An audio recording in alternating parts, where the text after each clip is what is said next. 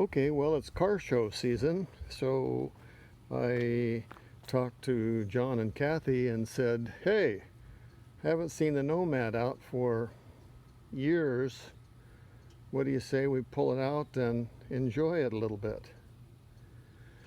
So this is John and Kathy's 55 Nomad, and it's a car that John got for his birthday. His wife bought it for him back in about 1981, something like that. I have to think about this. And it needed total restoration. It didn't have all the trim on it. It was just an old Nomad, and some of the body was in primer, some was in old paint. It was just a car that needed everything, but it was running. A small block Chevy and a Muncie 4-speed, if I remember right. So the car got put in the garage for a year or two, and then in 1982 Kathy said, hey, let's restore the Nomad. So I hauled it home and started the work, and this is the result. Actually, what you're looking here is everything that was done back then in 1982-83. No changes since at all. So let's take a look here. In fact, I've got some pictures here that I dug out of the archives from back when I was doing the car. See if I can kind of focus in there on some of that stuff. So anyway, let's take a look at the car. You know, back then there were some reproduction parts around, but not a lot. When we got the car, when Kathy got the car, it was missing almost all of the trim, and of course the eyebrows and side moldings and all of that were gone. So after many phone calls and making all the contacts to all the guys that I knew back there, including Jim Mattis, Jim Chevrolet in Rancho Cordova, was able to come up with some pieces and got a phone number of a guy back on the East Coast that was attempting to reproduce the eyebrows. I got a hold of him, and sure enough, he was making up about a half a dozen sets in brass, and he put my name on one of the sets. So what you're seeing there are the reproductions that he made back then, and no one has been making them since. So I got pretty lucky in getting those eyebrows. The side moldings, another story. They're held on originally by special little die-cast pieces on the back, little nubs that hold on metal clips, and those little die-cast pieces on the back were pretty much gone. So, you know, what was I supposed to do back then? You can see what I ended up doing if you look close there. Go ahead and tell me, guys, what you're doing now. I don't know. But also back then, the rocker moldings and gravel guards were not reproduced, and I found these that didn't have the threaded attaching bolts on the back side. So I welded on some stainless bolts on the back side, and then we polished the stainless. You can see now that over the years the stainless has kind of changed color a little bit. You can see right exactly where I welded those things on. So they need to be pulled off and redone or polished. The front bumper guards I found, and of course they were minus the bracket. So I made those little pieces out of stainless, bent them around and fitted them, and then welded in a bracket in the back to bolt them, and made those work. So that's kind of some of the stuff here that's going on with trim on the car. Let's go under the hood. The color is one of the yellow tones. It's actually a GM color for 1974-ish GM cars. John and Kathy like the yellow color, and they use it in their company colors on the all of the signage and everything at the LJ Speed Machine Shop, which is John's business since he was a teenager. And so of course, because he has the machine shop, John built the engine that we put in here. That's just a mildly warmed over 350. I put a turbo 400 transmission behind it, and there you have it. Aluminum aftermarket radiator and a fan shroud. And again, what you're looking at is 1983 work that was done. I put on I put disc brakes on the front and the dual master cylinder from 1969 full-size Chevy. It's not the Chevelle bodies, smaller brakes that people were putting on and still are. This is the big caliper and the big rotor from the full-size Impala that I put up front. Last year that the full-size Impalas used the 4 3/4 Chevy bolt pattern was 1971. This set happened to come off of a 69 Impala. So there's kind of what's going on underneath there. And then of course the Corvette rally wheels and the Cooper Cobra GT radial tires that were all put on there in 1983. Yes, old tires. People talk about that now too. Back then we couldn't get the wraparound glass. I think one of them was broken. We had a friend that owned a glass company in Oakland, California. Jack Chase was his name.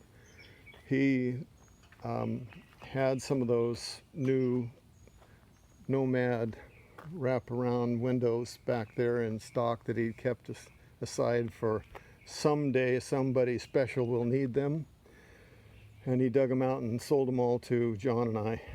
We had a few Nomad projects going back then. Well, I did. John just had this one. So again, the accessories include the gas door guard and the rear bumper guards back there. The tailgate, upper lift gate on the Nomads, some of you guys know they have the spring-loaded.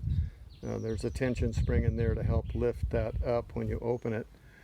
And because that's a die-cast piece, the constant spring tension against the die-cast piece constantly pushes and stresses that to change the proper shape and fit. That's the first thing you look at on a 55, 6, 7 Nomad or Pontiac Safari is the way the back window fits. There's kits in production now available that remove those springs and change it to gas struts. But back in the day, this window fit terrible, and John's dad, Jess, made us up a fixture to put the window in and slowly, with pressure, bend it back to the way it was supposed to be. So it fit pretty good when I did the car after we worked on it back in 1983. So here we go. Still got the stuff under there, and yeah, maybe I should have shot some yellow paint on that too, but I missed. And no, I realized that the stainless trim is not there. We didn't have it. I managed to come up with a couple pieces, and that's all I could find back then. Again, they didn't have the reproductions available for us back then like they do now. So there we go. When I did the car, I had it up in the air and laid it on my back underneath it, scraping and cleaning, and got it down to metal, and then sprayed it all with a protective black paint. Still has the stock Chevy rear end in it. The interior was a kit that came from Pete Sayadella in Arizona. So this is his kit that I bought from him, and I installed it all myself, including the headliner. Now, had I been able to get an original headliner, I would have done it, but this is what we got, and it's in there. Pretty much original inside,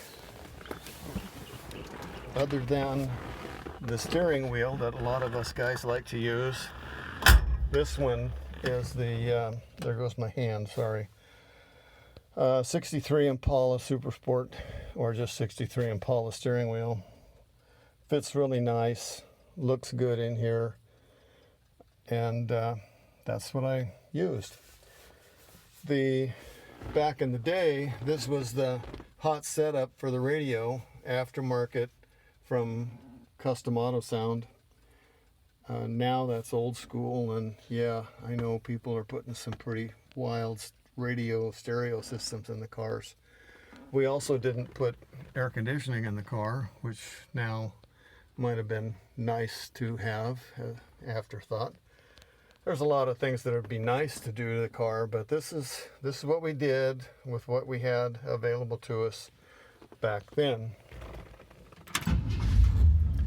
When I finished the car, there was a classic Chevy national meet up in Springfield, Oregon, and so I took the car and the family, and we did a road trip up there to the Chevy Classic, and went through Crater Lake and all up there into the Southern Oregon old covered bridges. We did that.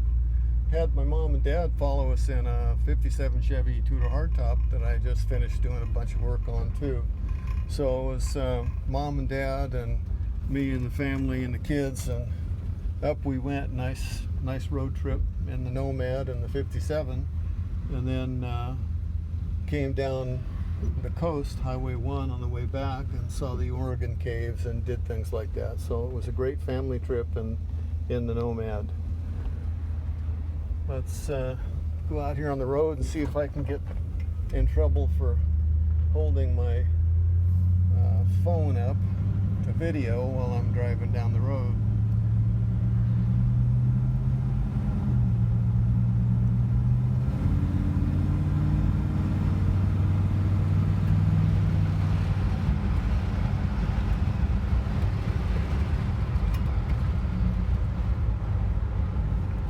Make a turn here. Get my hand in the middle of the screen.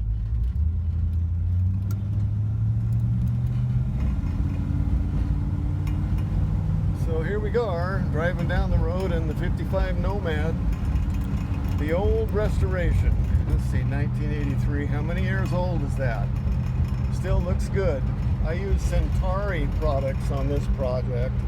Still looking good. So there you go, the Nomad. Thanks for watching.